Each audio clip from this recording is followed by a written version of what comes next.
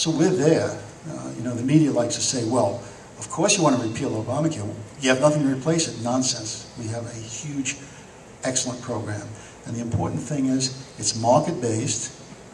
You know, the thing that Obama doesn't realize is that there is a private sector in this country. It's not doing fine, but it's the core of American wealth.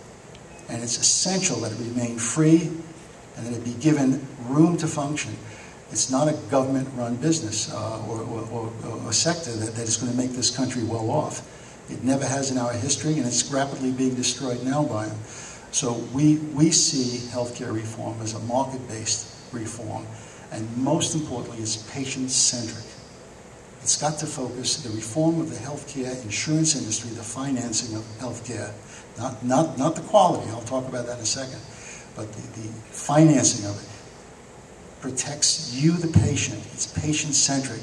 It helps you become consumers of care, purchasers of care, and it makes you absolutely safe in your relationship with your doctor. If you like your doctor, you're damn right you should be able to keep your doctor. There should be no law in the country that in any way perverts that relationship. And so Docs4PatientCare is going to push that if the political equation, and I think it will. I really believe we are heading for victory in this horrific battle. But anyway, I just want to tell you a little bit about government-controlled healthcare, as Hugh Hewitt said to me. And I'll just give you a fact, and then we'll go on, because there's other things I have to get to. But the British healthcare system, I'd studied that for years and years. And a fact that scares me as a man, I'm 63 years old. If I get prostate cancer tomorrow, I gotta get a diagnosis. The chances of me being alive in 5 years in this country is in excess of 95%. Okay?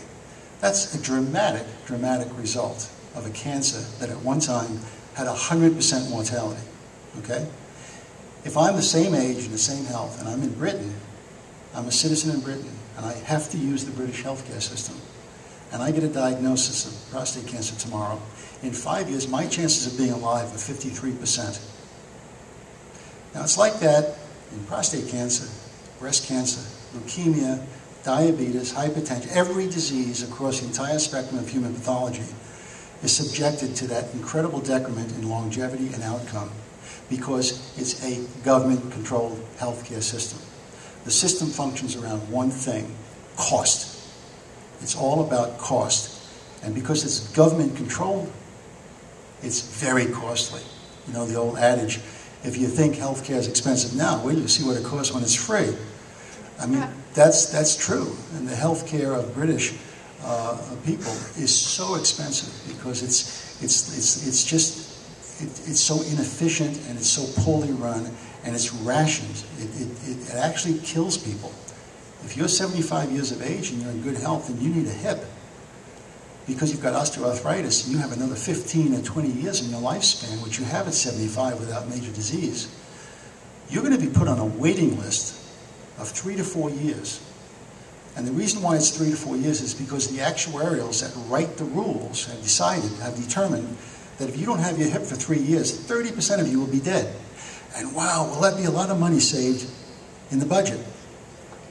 See, because if you're not functioning at 75 because you can't with a bad hip, you're going to die sooner, or a certain percentage of you will die. That's the way the British healthcare system thinks.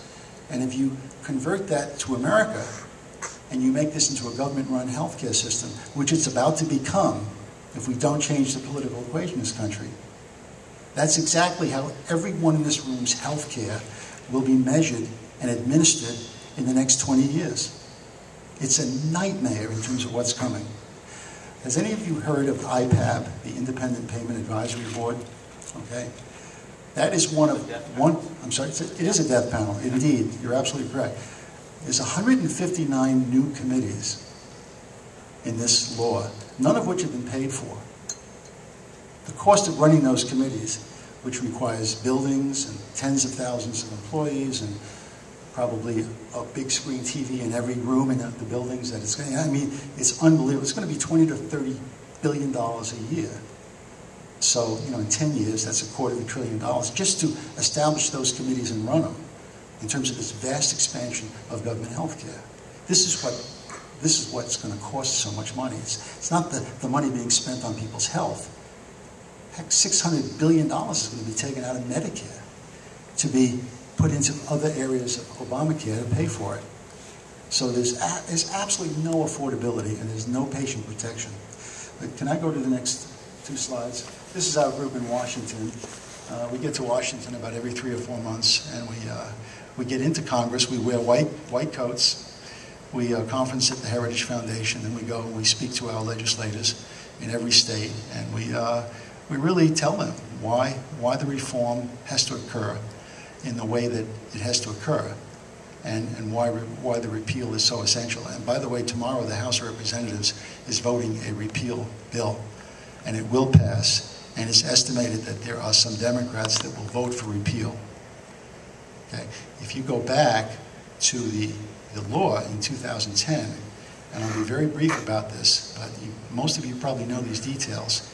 The Senate in 2010, in 2009, the end of 2009, passed the Obamacare law, the Patient Protection Affordable Care Act, late at night on Christmas Eve.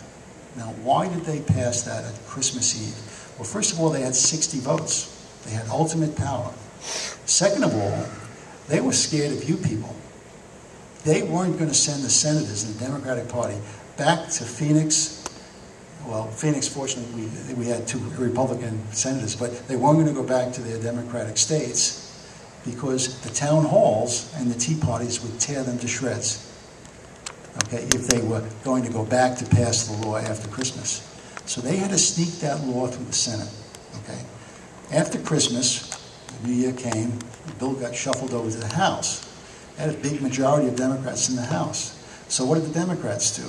They started working on it, and they were going to change this. They didn't like the abortion language in it. They didn't like all the ridiculous things that the progressives wanted in it because there are some conservatives or some moderate Democrats in the House. And what happened on January 20th of 2010?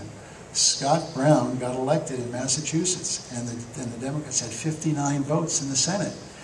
So if that bill went back to the Senate, with one word changed in that law, in that bill from the House, they would have to get 60 votes to put it back onto the floor and negotiate it and adjudicate it and have to go through a conference.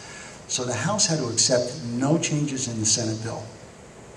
And if you remember, the dishonesty, the duplicity of President Obama coming down with an executive promise to Bart Stupak from Michigan that there would be no abortion money, there'd be no money for abortifacients or chemical abortion or anything like that. Gave it to him, and 16 of the Democrats jumped on board in the House. They signed the bill, and boom, we had Obamacare. Okay.